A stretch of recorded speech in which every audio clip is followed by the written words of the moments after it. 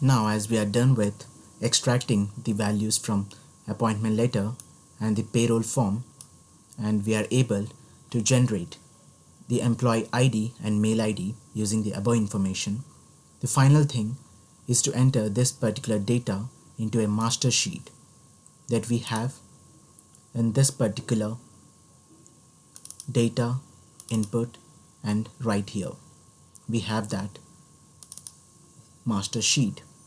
We have to be able to enter that data into this. To do that,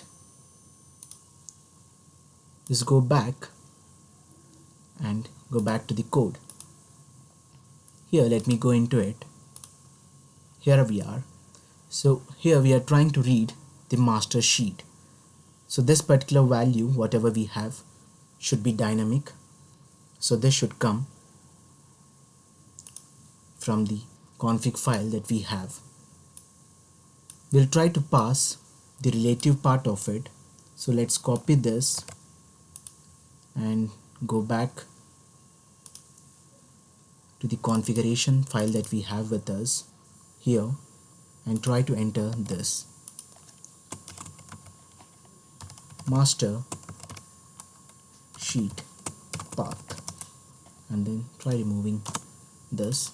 Okay, with this we'll copy it and go back to the code, and to use anything that is available in our dictionary we have to have in config, and the type is dictionary. Then go back to it and pass that particular dictionary over here in config. Okay, so now we have the configuration file accessible here.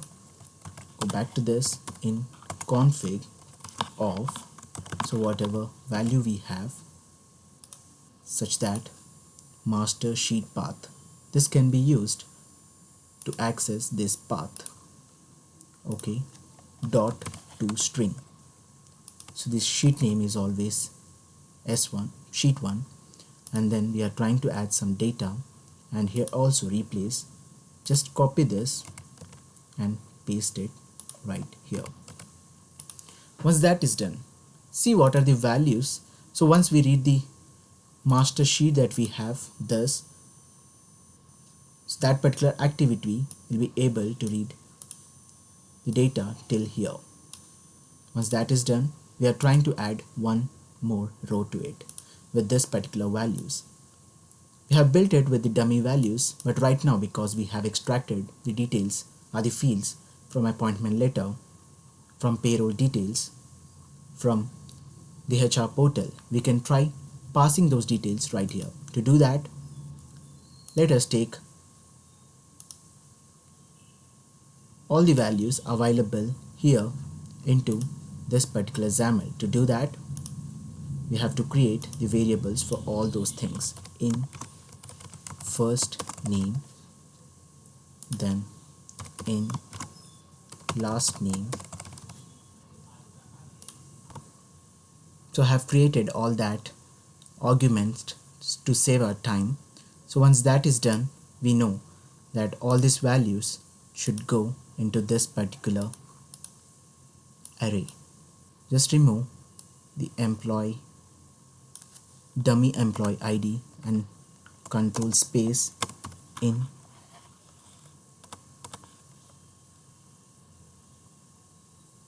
Okay, I haven't created a variable for that. It's in employee ID.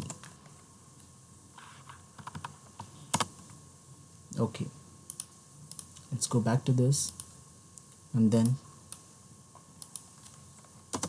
in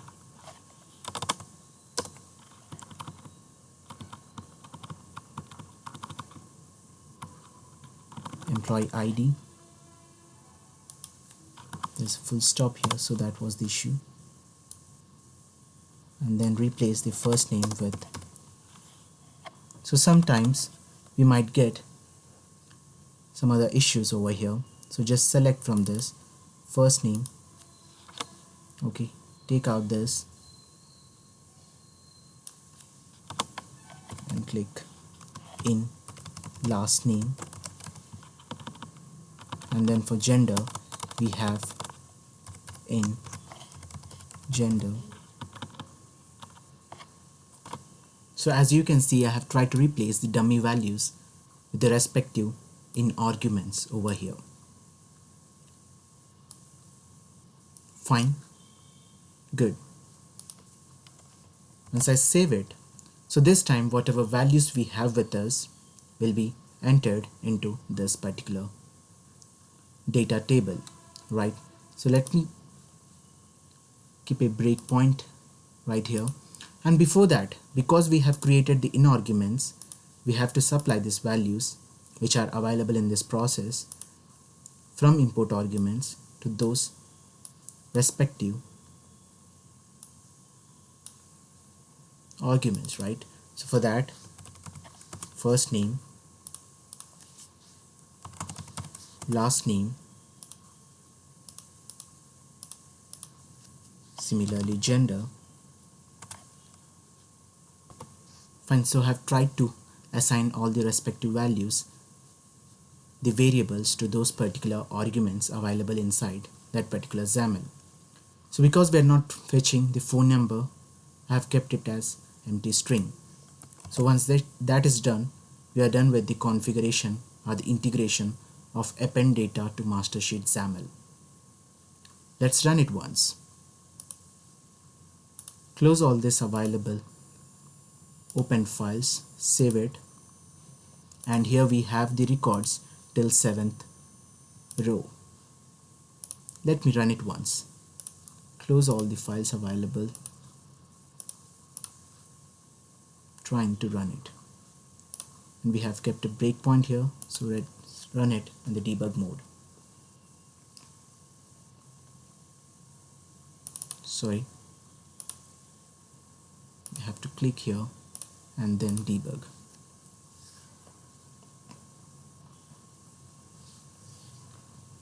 So there are 4 files. This is the first one. It is trying to read the payroll related files.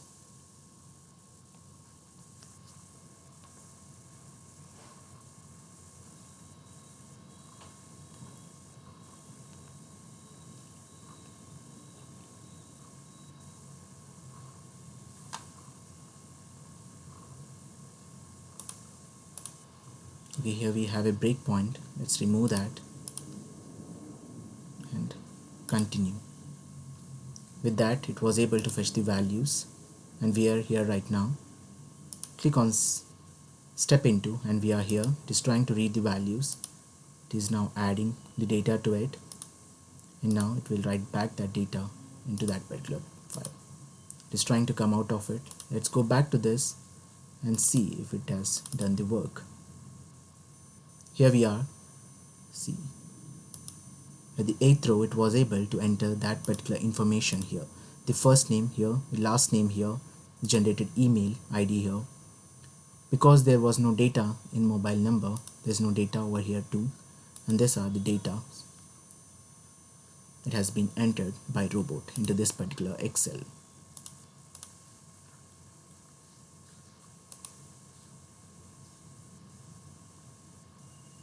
That was about integrating this particular XAML to the RE framework that we have. And because once this work is done, so whatever we have right here, if it's done, what you can do is you can reach out to this and use a tab so that you'll no longer have that available over there. So just click on tab and drag this close tab inside the attached browser that we have, so that it will just close that particular tab that has been opened, such that this. Okay, done.